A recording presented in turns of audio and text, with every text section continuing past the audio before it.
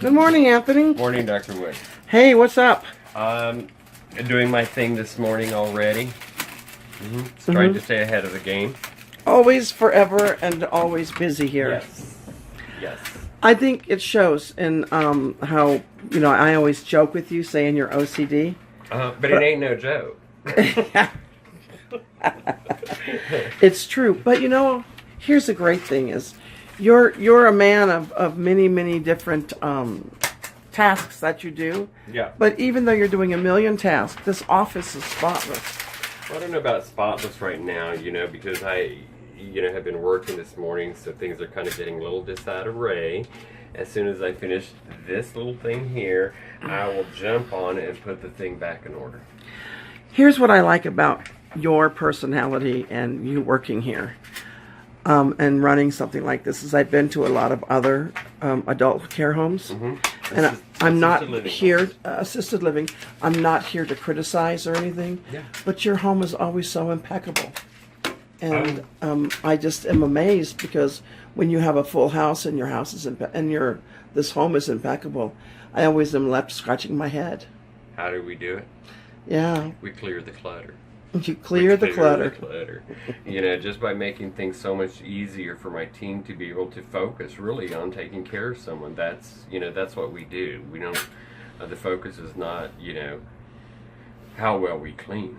The focus again is the care that we're providing, and the way that we're going to achieve that, is making and simplifying things for my team. And that's what I do, and my team will thrive in that type of environment, in my opinion, of course. Clearing the clutter, you said, and I think that's important to remember because sometimes when we put somebody in a home, an adult care home, they want to bring everything they own with them. Right. Now, if they're at adult care home, mainly somewhere like your home, where you're dealing with a lot of memory issues. Yes.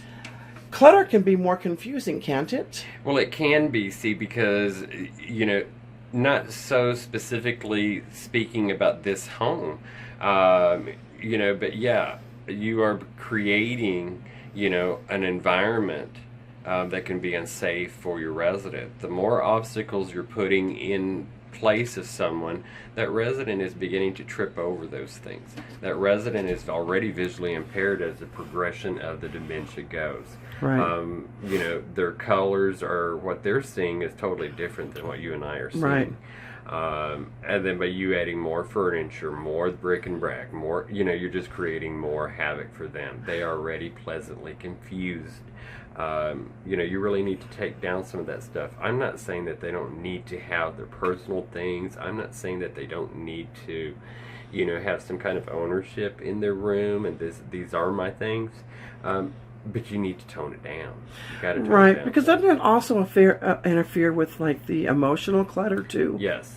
Right. Yes. The best thing is really just to have all those photos that that you want grandma and grandpa to have all over their room and on their walls and stuff, is really to put them into a photo album.